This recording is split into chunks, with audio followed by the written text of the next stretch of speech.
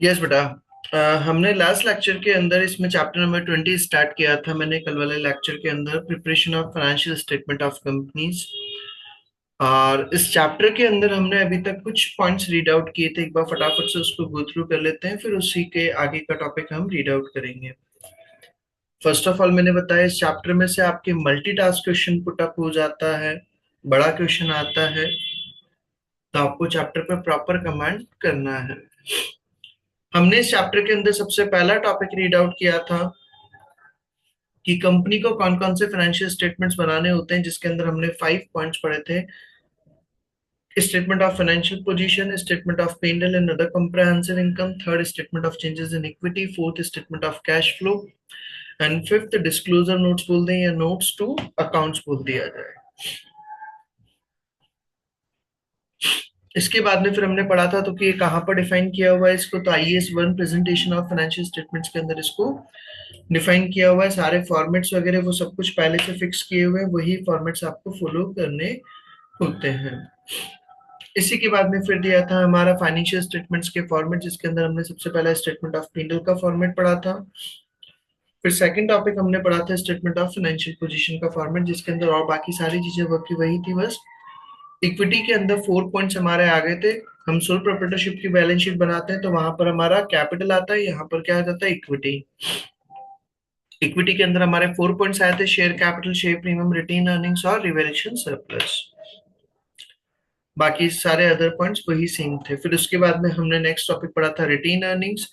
Retain earnings का मतलब जो भी आपने प्रॉफिट्स वगैरह रिटेन कर रखे हैं, रोके हुए हैं, उसको हम कहते हैं रिटेन अर्निंग्स। और रिटेन अर्निंग्स के अलग अलग नाम भी दे रखे थे, like revenue reserve, retained earnings, accumulated profits, undistributed profit, सबका मीनिंग वही होता है। इसके बाद में फिर मैंने नेक्स्ट टॉपिक डिस्कस किया था statement of P&L and other comprehensive income, जिसके अंदर हमने पढ़ा था भाई नॉर्मली हम क्या करते हैं, जो आपके रियलाइज्ड गेन और लॉसेस वगैरह होते हैं, जो आपको रियलाइज हो चुके हैं, उन गेन और लॉसेस वगैरह को तो हम कहाँ पर शो करते हैं, P&L के अंदर। और अनरियलाइज गेन और लॉसेस को क्या करते हैं, हम बैलेंस शीट में शो करते हैं, जो एक्चुअल में अभी रियलाइज नहीं हुए। बट जब हम statement of P&L other comprehensive income बनाते हैं तो उसके अंदर स्टेटमेंट ऑफ P&L के जो रियलाइज गेन और लॉसेस हैं वो, और स्टेटमेंट ऑफ P&L अदर ये बैलेंस शीट से रिलेटेड जो अनरियलाइज गेन और लॉसेस वगैरह, उन दोनों को मिक्स करके हम इसके अंदर शो करते हैं। फिर आगे पढ़ा था हमने, इसको बनाने के दो मेथड्स होते हैं। फर्स्ट मेथड होता है as single statement. Single statement में क्या होता है, हम एक स्टेटमेंट बनाते हैं, उसी के अंदर पहले स्टेटमेंट ऑफ P&L बनाया, फिर उसी के नीचे अदर कॉम्प्रहेंसिव इनकम लिख करके जो भी आपका है वो शो कर देंगे, टोटल लगा देंगे।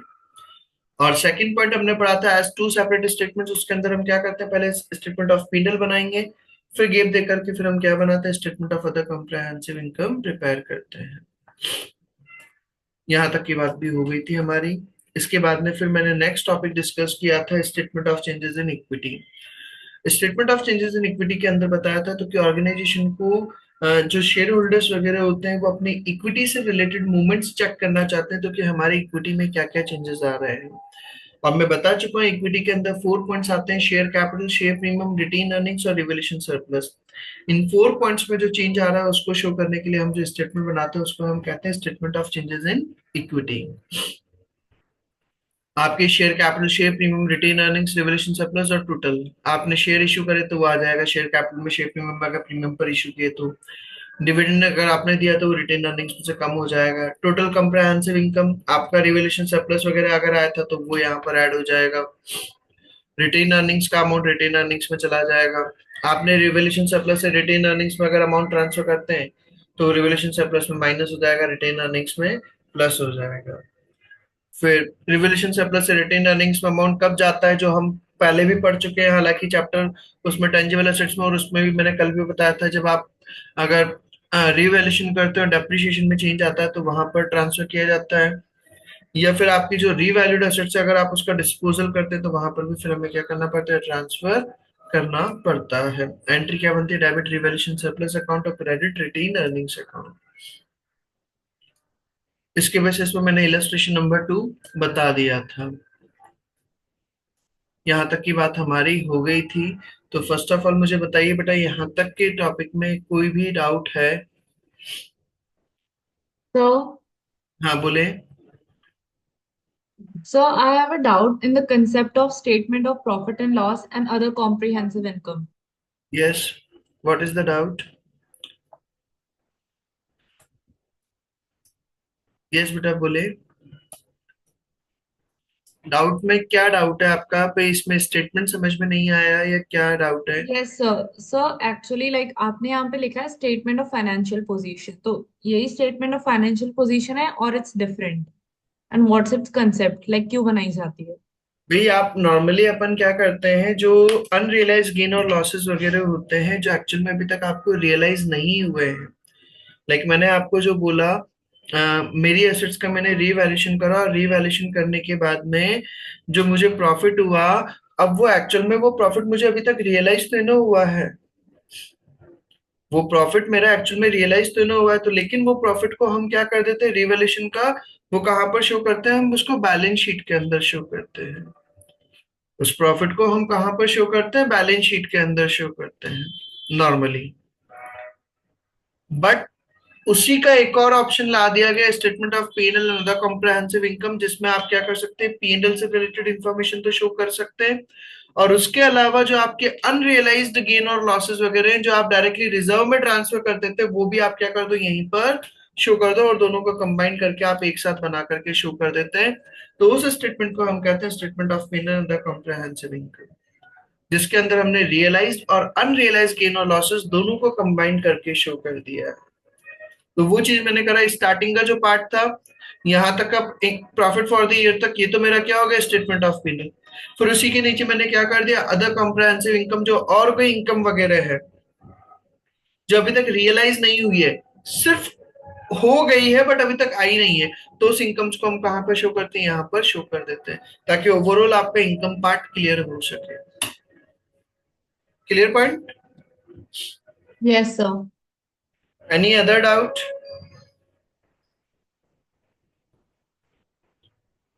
और किसी को भी कोई भी डाउट है क्या बेटा? Anyone having doubt in any one topic? Just a minute.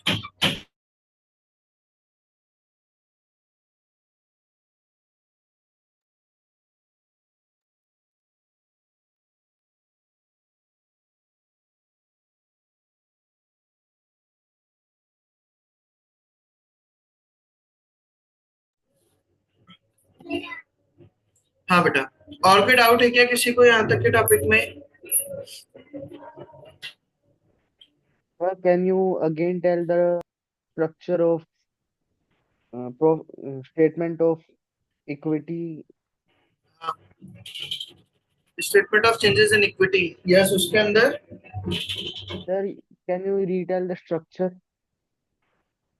formation?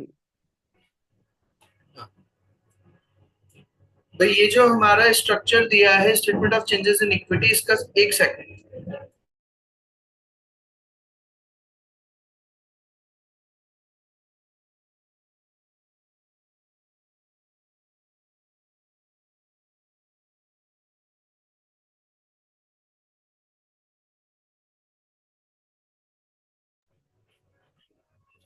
Yes बेटा, भाई statement of changes in equity में सिंपल सा कंसेप्ट बता रहा हूँ। इक्विटी के अंदर हमारे 4 पॉइंट्स आते हैं, share capital, share premium, retained earnings और revaluation surplus.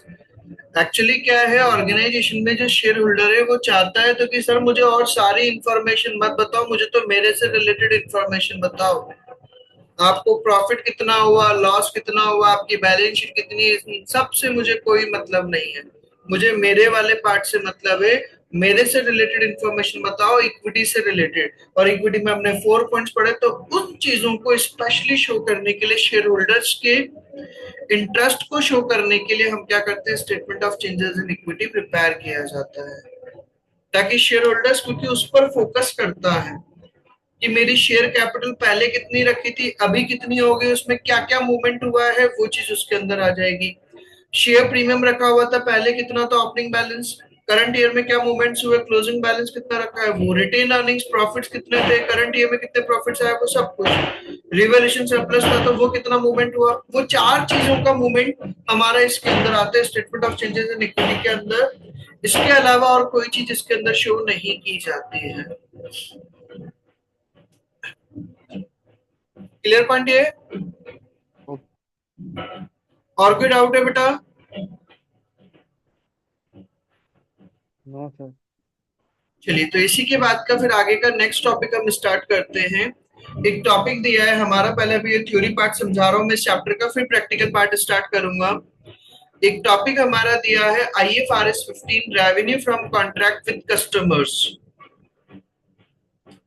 Revenue from contract with customers होता क्या है बेसिकली ये? एक मैं सिंपल सा एग्जांपल लूं, मान लो मैंने लैपटॉप सेल किया है बेटा,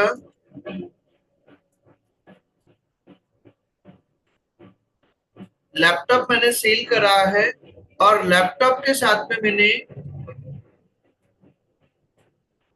विद 1 ईयर वारंटी, लैपटॉप जो मैंने सेल किया है वो क्या किया है, 1 ईयर की वारंटी के साथ में सेल किया है।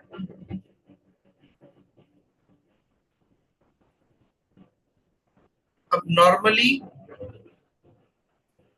जो लैपटॉप का प्राइस है वो रहता है मान लो 50,000, और मैंने उसके साथ में क्या दी थी, 1 ईयर की वारंटी भी दिया था। अगर मैं वारंटी वगैरह अगर वो मैं अलग से अगर कोई लेता तो वो वारंटी का चार्ज होता है 5,000। अगर 1 ईयर की वारंटी अगर कोई लेता है तो वारंटी का नॉर्मली चार्ज कितना होता है, 5,000। अब मैंने इन दोनों चीजों को मान लो 55,000 में क्या करा है, उनको सेल किया है। दोनों का कॉम्बो बना रखा था मैंने, प्राइस तो दिखा रखी थी ज्यादा और फिर उस पर डिस्काउंट लगा करके मैंने 55,000 में क्या कर दिया, उनको सेल कर दिया है। लैपटॉप था 50,000 का, वारंटी चार्ज था 5,000 का, टोटल मिला करके मैंने उसको सेल करा कितने पर, 55,000 पर। अब पॉइंट ये आता है, नाउ क्वेश्चन अराइज, क्या क्वेश्चन अराइज हो रहा है, weather seller will record revenue of rupees 50,000, 5,000 और 55,000। तो कि जो रेवेन्यू रिकॉर्ड करना है वो कितनी वैल्यू से रिकॉर्ड करें, 50,000 से, 5,000 से या 55,000 से? 50,000 से, 5,000 से और 55,000 से। मैंने ये लैपटॉप जो सेल करा है बेटा, डेट ऑफ सेल है 1 फरवरी 24 और मेरा ईयर एंड होता है 31 मार्च 24 को। अब पॉइंट ये आ रहा है तो कि सर हमने लैपटॉप सेल करा था और लैपटॉप मैंने 1 फेब को सेल किया था और उसी के साथ में मैंने 1 ईयर की वारंटी भी दी है और 1 ईयर की वारंटी का भी मैंने उनसे अमाउंट चार्ज कर लिया है। क्वेश्चन ये आ रहा है तो कि सर मेरा जो रेवेन्यू में रिकॉर्ड करूं वो 50,000 से रिकॉर्ड करूं, 5,000 से रिकॉर्ड करूं या 55,000 से रिकॉर्ड करूं या फिर एनी अदर वैल्यू या फिर और कोई वैल्यू से रिकॉर्ड करूं। तो जब अगर आप कोई चीज अगर ट्रांसफर करते हैं और उसके साथ में अगर कोई और भी चीज अगर होती है या आपका, तो फिर उस बेसिस पर हमें क्या करना होता है, in this case revenue will be recognized in the books when performance obligations have been satisfied। जब आपने अपनी परफॉर्मेंस ऑब्लिगेशंस क्या कर ली है बेटा, सेटिस्फाई कर दी हैं, तो आप उसको रिकॉर्ड करते हैं टिल दैट टाइम, उस टाइम तक आपने जो आपकी परफॉर्मेंस ऑब्लिगेशन सेटिस्फाई कर दी है उतना ही आप क्या करेंगे, उसको रेवेन्यू के फॉर्म में रिकॉर्ड करेंगे। सो आपने लैपटॉप तो सेल कर दिया, लैपटॉप का आपने क्या कर दिया, सोल्ड कर दिया है। लैपटॉप का सोल्ड किया आपने, अमाउंट भी रिसीव कर लिया, तो इसको तो हम क्या करेंगे, रेवेन्यू के अंदर इंक्लूड करेंगे। सर सर्विस, सर्विस का आपने जो अमाउंट लिया है वो कितने मंथ का है, 12 मंथ का। सर्विस का जो आपने अमाउंट रिसीव करा है वो कितने मंथ का रिसीव करा है, 12 मंथ का। बट हमारा करंट ईयर के अंदर जो आपने सर्विस दी है, परफॉर्मेंस ऑब्लिगेशन है आपके, वो कितने टाइम के हुए हैं सेटिस्फाई, सिर्फ 2 मंथ के आपके परफॉर्मेंस ऑब्लिगेशन सेटिस्फाई हुए हैं क्या बेटा, फरवरी और मार्च के। Yes, sir. In current year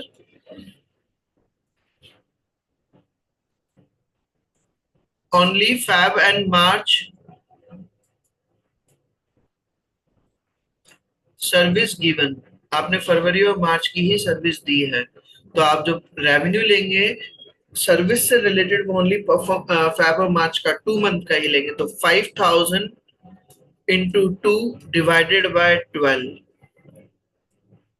बेटा जब आप कॉन्ट्रैक्ट्स वगैरह करते हैं, कोई अगर किसी भी तरह का कॉन्ट्रैक्ट होता है कस्टमर से, अगर आप कोई कॉन्ट्रैक्ट करते हैं तो उसमें जब आपका अगर कॉन्ट्रैक्ट अगर एक टाइम पीरियड का अगर कॉन्ट्रैक्ट होता है, तो जितना आपने करंट ईयर के अंदर परफॉर्मेंस सेटिस्फाई कर दी है, जितना आपने कंप्लीशन कर दिया है, उतना पोर्शन ही आप रेवेन्यू के अंदर रिकॉर्ड करते हैं, ना कि पूरा कॉन्ट्रैक्ट का अमाउंट ले लेंगे। बेटा कई कॉन्ट्रैक्ट्स क्या होते हैं, लंबे टाइम पीरियड के होते हैं। फॉर एग्जाम्पल मान लो मुझे रोड बनाना है, गवर्नमेंट ने मुझे कोटा से जयपुर तक का रोड बनाने का और उसका मेंटेनेंस का 5 ईयर का कॉन्ट्रैक्ट दिया है, कितने रुपए में, 100 करोड़ रुपीज में। तो क्या पूरे के पूरे 100 करोड़ में फर्स्ट ईयर में रिकॉर्ड कर दूंगा कि बेटा इनकम सोर्स में। अभी फर्स्ट ईयर है तो फर्स्ट ईयर के अंदर फर्स्ट ईयर की ऑब्लिगेशन सेटिस्फाई हुई है, तो मैं ओनली फर्स्ट ईयर का ही इनकम रिकॉर्ड करूंगा। सेकंड ईयर आएगा जब सेकंड ईयर का, थर्ड ईयर आएगा जब थर्ड ईयर का। Getting my point. तो बट सर करंट कैश तो 55,000 ही रिसीव हुआ है ना। कैश तो आपके पास 55,000 रिसीव हो गया बेटा। कैश से हम जब अकाउंट्स बनाते हैं तो हम अकाउंट्स बनाते हैं अक्रूवल बेसिस पर, not on cash basis. Yes sir. तो अक्रूवल बेसिस में आपने एक्चुअल में इनकम कितनी रिसीव अर्न कर ली है, तो इनकम तो आपने 2 मंथ की अर्न करी है ना, सर्विस सेक्टर से रिलेटेड बात कर रहा हूँ मैं। यस। लैपटॉप का आपने प्रोडक्ट डिलीवर कर दिया, लैपटॉप का तो पूरा हो गया है, मैं यस। बात कर रहा हूँ सर्विस की। तो सर्विस में तो आपने अभी ओनली 2 मंथ की सर्विस दी है ना बेटा। तो 5,000 इंटू 2/12, तो वो बैठ रहा है 833। तो 50,000 का तो ये, और प्लस 833, तो आपका जो रेवेन्यू आएगा वो कितना रहेगा, 50,833 आपका क्या रहेगा, रेवेन्यू रहेगा। Is it clear to everyone? Clear point ये। तो जब भी आप अगर कॉन्ट्रैक्ट्स करते हैं, whenever contract made with customers and if contract is for more than 1 year,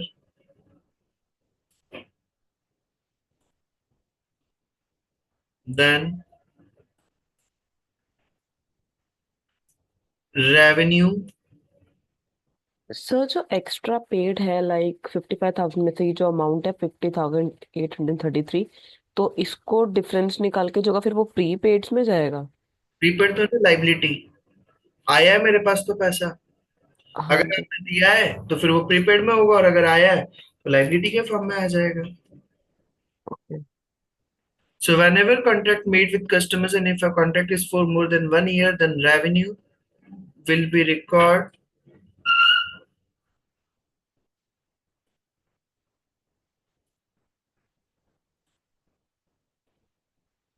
on the basis of performance obligations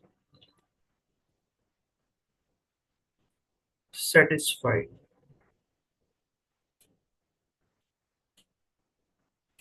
यहां तक का पॉइंट क्लियर है सभी को बेटा? Yes sir.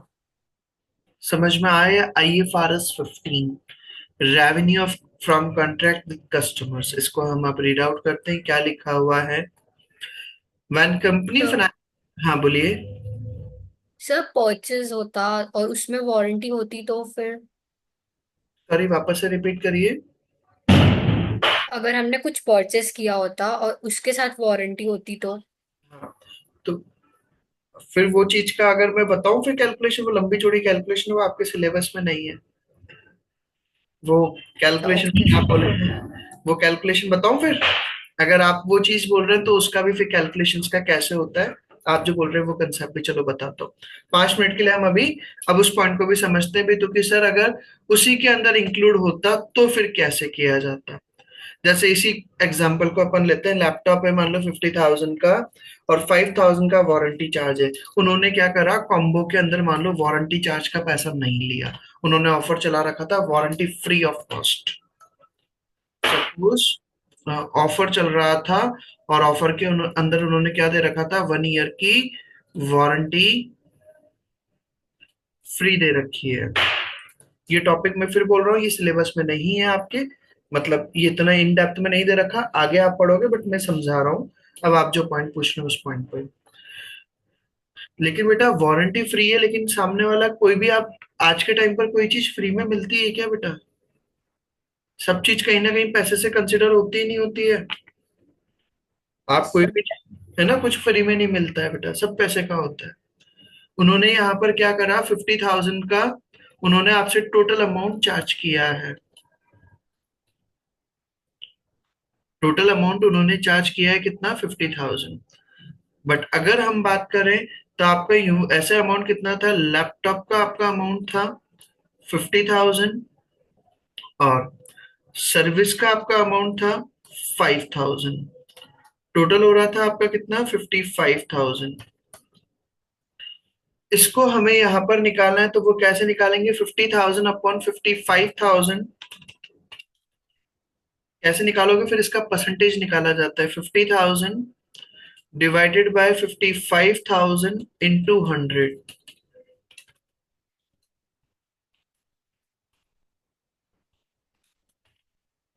तो ये बैठेगा 90.91%। और ये बैठेगा 5,000 डिवाइडेड बाय 55,000 मल्टीप्लाई बाय 100।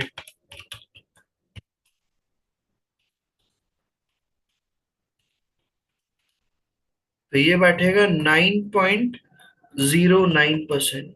यहां तक की बात क्लियर? आपका लैपटॉप का और उसमें कितना कितना पोर्शन हो रहा है, अगर हम ओवरऑल अगर देखें भाई, अगर आप ये सर्विस, अगर आप कस्टमर को अगर कोई अगर अलग से सर्विस लेता है तो कितने रुपए लेते हैं आप उससे, 5,000 लेते हैं। इसको अपन बोलते हैं बेटा बंडल सेल। बंडल सेल, क्या बोला जाता है बेटा इस वर्ड को, बंडल सेल। बंडल सेल का मतलब होता है जब आप कोई प्रोडक्ट के साथ में कॉम्बो बना करके कोई चीज अगर कस्टमर्स को अट्रैक्ट करने के लिए क्या करते हैं, फ्री में देते हैं। बट वो फ्री नहीं होती है जब अगर ऑर्गेनाइजेशन को अगर कैलकुलेशंस अगर करनी है, तो भाई नॉर्मल में आप कितना चार्ज करते हैं, तो उसका हमें परसेंटेज निकाला 90.91% और 9.09%। अब ये जो 50,000 आपने टोटल अमाउंट चार्ज किया है, इस 50,000 के में भी फिर आप क्या करोगे, जो लैपटॉप का है उस लैपटॉप के में 50,000 इंटू 90.91%,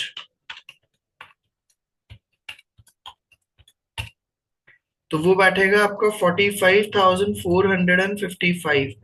और सर्विस का आएगा फिर आपका 5,000 इंटू, सॉरी, सर्विस से रिलेटेड हो जाएगा 50,000 इंटू 9.09%,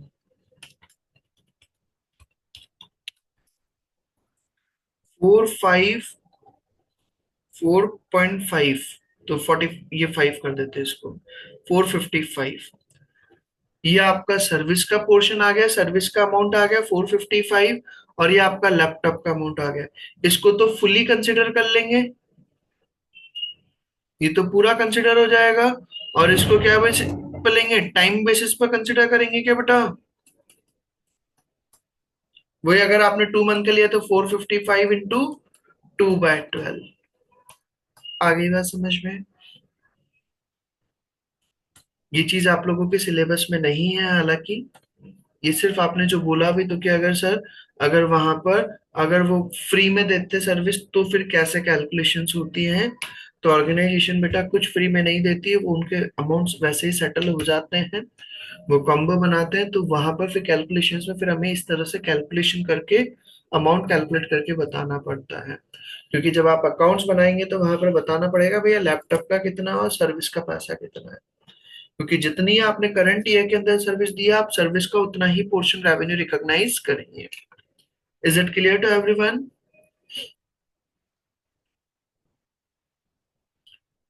क्लियर पॉइंट ये यहाँ तक का बेटा सभी को? Yes sir.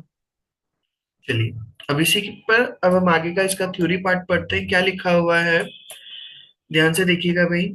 When a company financial statements are prepared in accordance with accounting standard, जब कंपनी अपने फाइनेंशियल स्टेटमेंट बनाती है accounting standard IFRS 15, revenue from contracts with customers explain how revenue should be recognized। तो IFRS 15 के अंदर बताया हुआ है, तो क्या आप रेवेन्यू फ्रॉम कॉन्ट्रैक्ट्स को कैसे बुक्स में रिकॉर्ड करेंगे? Principles of revenue recognition. The core principle of IFRS 15 is that an entity recognizes revenue to depict the transfer of goods or services to the customer। भाई IFRS 15 के अंदर क्या बताया भाई, ऑर्गेनाइजेशन जब अगर उसको रेवेन्यू रिकॉर्ड करना होता है, जब अगर उन्होंने गुड्स और सर्विसेज वगैरह अगर ट्रांसफर किए तो उसको कैसे रिकॉर्ड करना है, वो चीज हमारा IFRS 15 के अंदर बताया।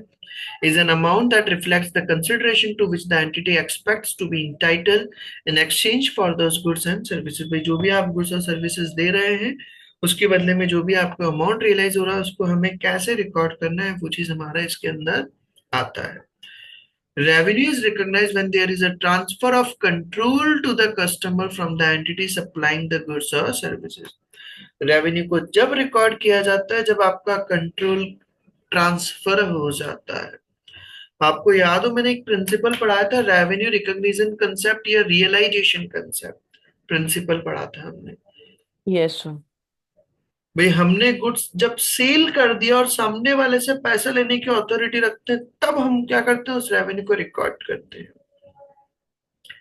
Getting my point? मैंने आपको गुड्स सेल कर दिया और सेल करने के बाद में भाई अब तो पैसे दे दो मेरे, अब तो मेरे पास अथॉरिटी आ गई नहीं आ गई आपसे पैसे लेने की। Yes sir. उस दिन हम क्या करते हैं, रेवेन्यू रिकॉग्नाइज करते हैं। Some indicators of the transfer of control are, और कुछ इंडिकेटर्स है भाई जो एग्जिस्ट शो करते हैं भाई तो कि हाँ कंट्रोल ट्रांसफर हो चुका है। The entity has a present right to payment for the asset, entity के पास में राइट आ जाता है असेट्स का पेमेंट लेने के लिए। मैंने आपको असेट बेच दिया तब मेरे पास राइट आ गया, मैं आपसे पैसा ले सकता हूँ। The customer has legal title to the asset, customer के पास लीगल टाइटल आ चुका है, उसके पास ओनरशिप ट्रांसफर हो चुकी है, उसके पास उसकी ऑनरशिप ट्रांसफर हो चुकी है तो ऑब्वियसली पैसे देने ही पड़ेंगे। The entity has transfer physical position of the asset, आपको फिजिकल पोजीशन भी मिल चुका है भैया, ये लो आपकी चीज हो गई है। And the significant risk rewards of the ownership have been transfer to the customer, और आपने रिस्क रिवॉर्ड्स वगैरह वो सब कुछ ट्रांसफर कर चुके हैं, तो फिर आपको क्या माना जाएगा, रेवेन्यू रिकॉग्नाइज हो जाएगा। अच्छा, एक टॉपिक होता है कंसाइनमेंट, जानते हो कुछ बेटा कंसाइनमेंट का मतलब? Anyone knows what the meaning of consignment? Yes sir. क्या होता है बेटा कंसाइनमेंट? सर वो जो पोस्ट से सामान भेजते हैं तो उसका कोई कोड होता है, उससे हम ट्रैक कर सकते हैं सामान। यहाँ पर वो तो मेरे कंसाइनमेंट को तो ये पता था। नहीं, यहाँ पर मैं वो कंसाइनमेंट की बात नहीं कर रहा हूँ। क्या होता है, जैसे मान लो हम बात कर रहे हैं, सपोज महिंद्रा कंपनी है, महिंद्रा कंपनी का नाम सुना हुआ है सबने। जिनकी फोर व्हीलर्स वगैरह आते हैं बेटा, बड़ी गाड़ियां आती है ना बेटा, फोर व्हीलर्स आते हैं, इनकी सफारी वगैरह और इस तरह के थार वगैरह और ये गाड़ियां आती हैं, थार वगैरह और ये महिंद्रा की आती है। महिंद्रा कंपनी ने क्या कर रखे हैं, पूरा ऑल ओवर इंडिया में अपने आउटलेट्स खोल रखे हैं, जगह जगह पर इन्होंने अपने कैंडिडेट्स बिठा वो है। मान लो कोटा में मेरे पास उन्होंने, कोटा में फर्स्ट टाइम आ रहे हैं, मेरा ऑलरेडी क्या है, गाड़ी का शोरूम है, कार शोरूम है।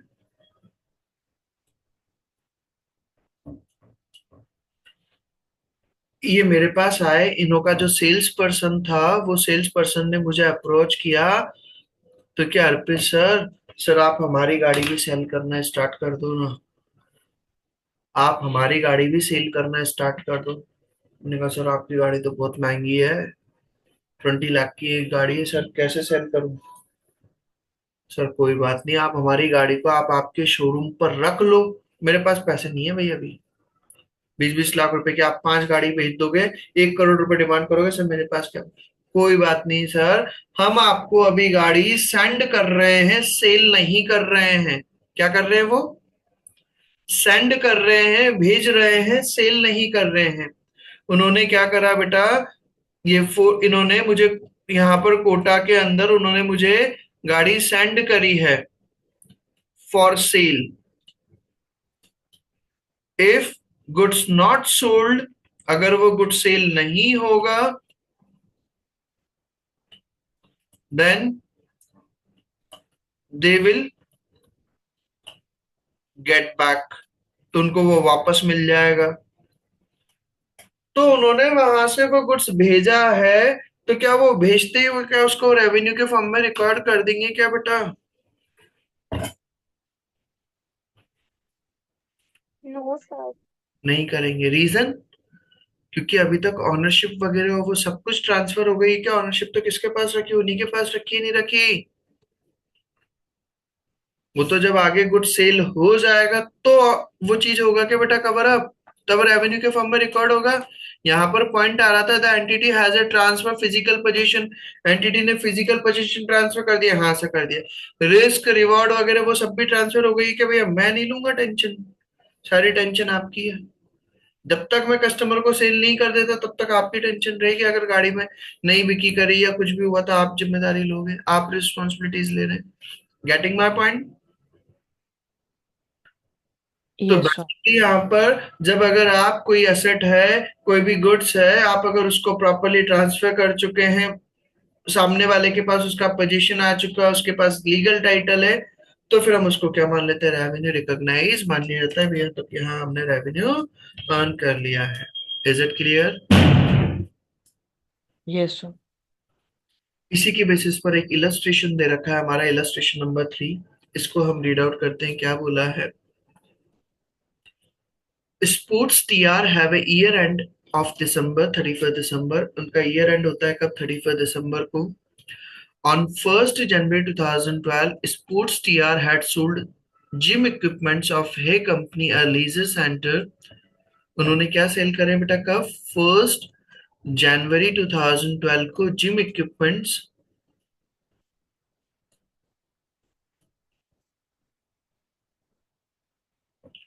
जिम इक्विपमेंट सेल कर रहे हैं। The equipment was installed and used by the customer under a separate contract. Sports TR Limited also agreed to maintain the gym equipments to industry standards from 1st January 2012 to 31st December 2013. कितना time period हो गया बेटा, 1 year या 2 year, yes. 2 years हो गए क्या बेटा। 2 साल के लिए वो क्या करेंगे, वहां का मेंटेनेंस भी करेंगे क्या, लिखा हुआ है उन्होंने, जिम इक्विपमेंट्स उन्होंने सेल करे with 2 year maintenance. Is it clear, 2 साल का मेंटेनेंस भी है। यहां तक का क्वेश्चन समझ में आ गया है क्या। Yes sir. अब आगे क्या बोला हमें, should the sale of the gym equipment and the provision of the maintenance contract be recognized in the financial statement at the year end 31st December in accordance with the IFRS 15।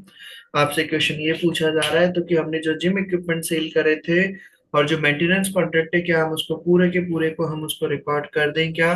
तो उस चीज को हमें यहाँ पर बताना है, तो इसका हम सॉल्यूशन पढ़ते हैं क्या लिखा हुआ है, फिर मैं एक बार वापस से समझा दूंगा। बोले there are two separate contracts here, दो कॉन्ट्रैक्ट्स हैं, one relating to the sale of gym equipments, एक तो हमारा जिम इक्विपमेंट्स का, and the other relating to the provision of maintenance services. और सेकंड है हमारा किसका, मेंटेनेंस सर्विसेज का। The gym equipment sold and used by the है company before the year end, और जो जिम इक्विपमेंट जो आपने सेल करे थे वो सामने वाला उसको यूज भी कर रहा है, सेल भी हो चुके हैं, पोजीशन भी ट्रांसफर हो चुका है, उसके पास लीगल राइट्स भी आ चुके हैं। Therefore, revenue in relation to this sale of goods should be recognized in the financial statements। इसलिए हम गुड्स से रिलेटेड जो है, जिम इक्विपमेंट से रिलेटेड, उसको तो हम क्या करेंगे, रेवेन्यू के अंदर इंक्लूड करेंगे। फिर आगे बोला by 31st December 2012 sports TR limited will have provided 1 year worth of maintenance. लेकिन मेंटेनेंस में उन्होंने करंट ईयर के अंदर अभी तक कितने टाइम का सर्विसेज दिया है, 1 year की सर्विस दी है टू है company. Therefore the revenue due for this year only will be recognised in the financial statement for the year ended 31st December 2012। मतलब ओनली 1 year की सर्विस को ही हम क्या करेंगे, इंक्लूड करेंगे, विल बी इंक्लूड